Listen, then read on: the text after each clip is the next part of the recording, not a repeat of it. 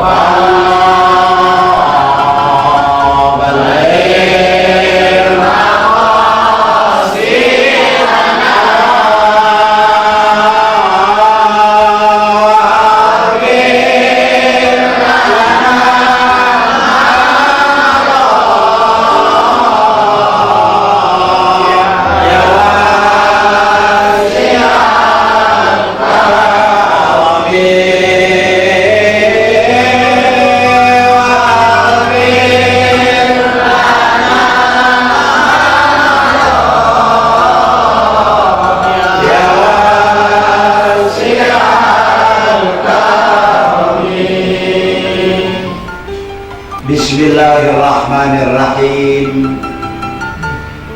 Wa ahsana min kalam talaqatu aini wa ajmala min kalam talidin nisa'u khuliqta mubarra'an min kulli aibin ka'annaka qad khalaqtuka ma tasha'u. Wa fi awalihil kalamil an min kalimatil muhtaram. Assalamualaikum warahmatullahi wabarakatuh. Waalaikumsalam warahmatullahi wabarakatuh. Alhamdulillahilladzi la tazalu qaddama 'abdin hatta yus'ala an arba'a ila yaumil qiyamah an umrihi fima afna wa an shababi fima abla wa an malihi min aina tasaba wa anfaqa wa an ilmihi bima amila bi. Salatu wassalamu ala sayyidina wa habibina wa syafi'ina wa qurrati a'yunina wa maulana Muhammadin wa ala alihi wa ashabihil mujahidin tahirin.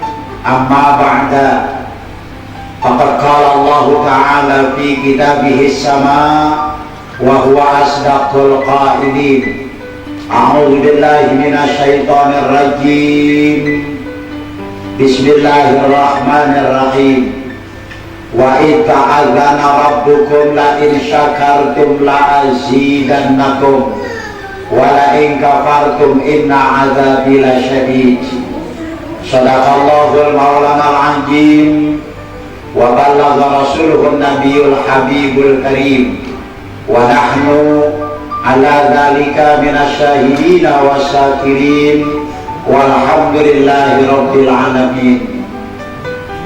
Al-mukarramun, para alimil ulama, asatid wal asatidat, wabil khusus kepada guru dan orang tua kita, akhi billah, Bapak Kiai Nur Hadi beserta seluruh jamaah yang berbahagia, juga kepada pemirsa TV Badar dimanapun berada. Semoga Allah tetap bersama dan melindungi kita, amin. Allahumma ya rabbal alamin.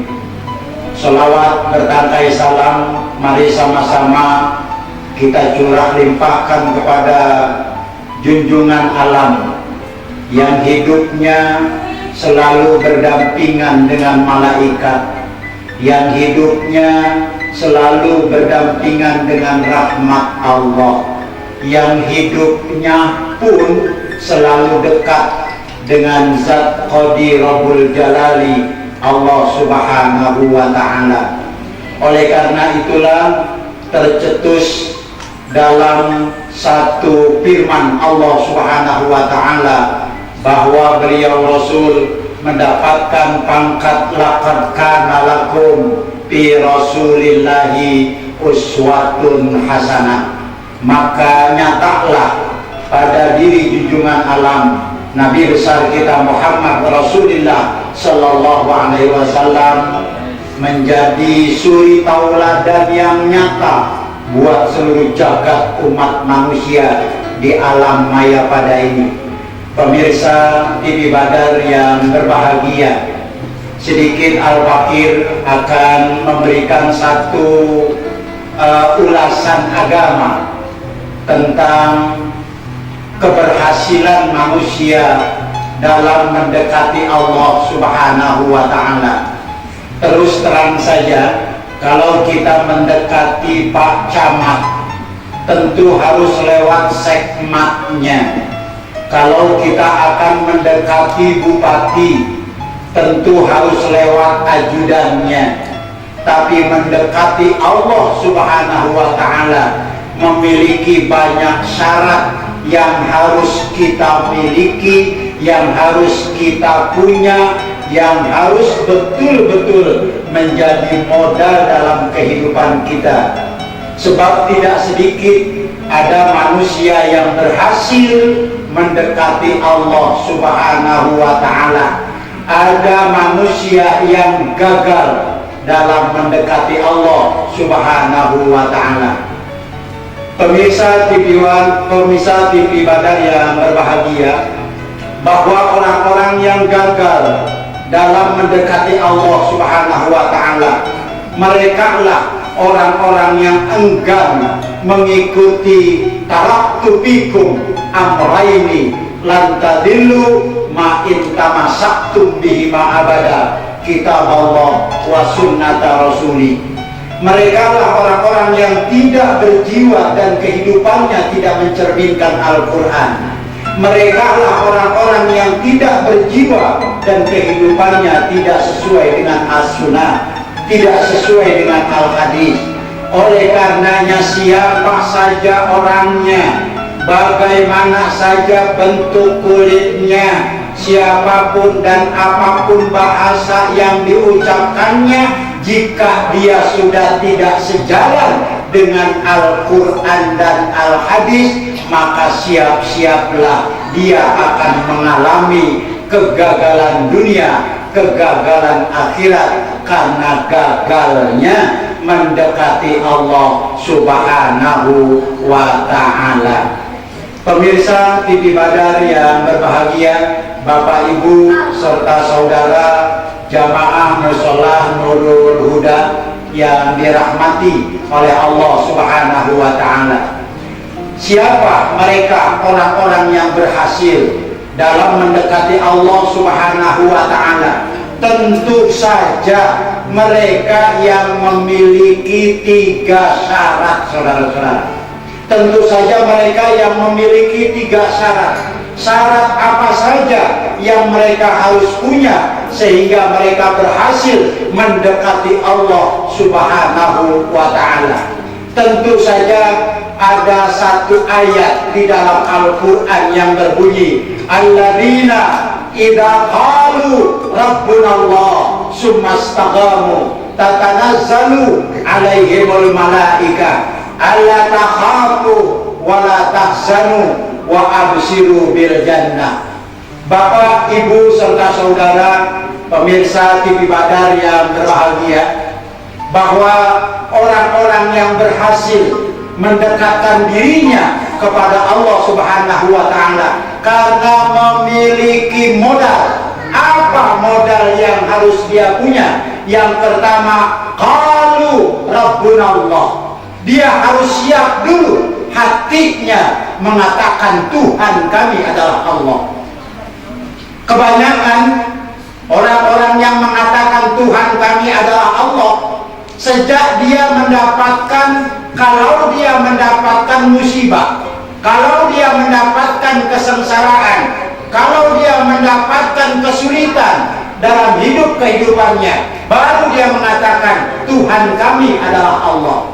Tapi tak kala dia senang, tak kala dia berglamor dengan kekayaan, tak kala dia lupa kepada jabatan, maka lupa pula kepada kekuasaan Allah Subhanahu wa ta'ala.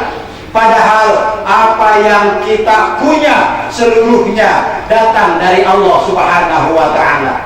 Untuk menanamkan sebuah keyakinan, tentu saja ini tidak uncang-uncang angge-angge dalam perahu. Akan ada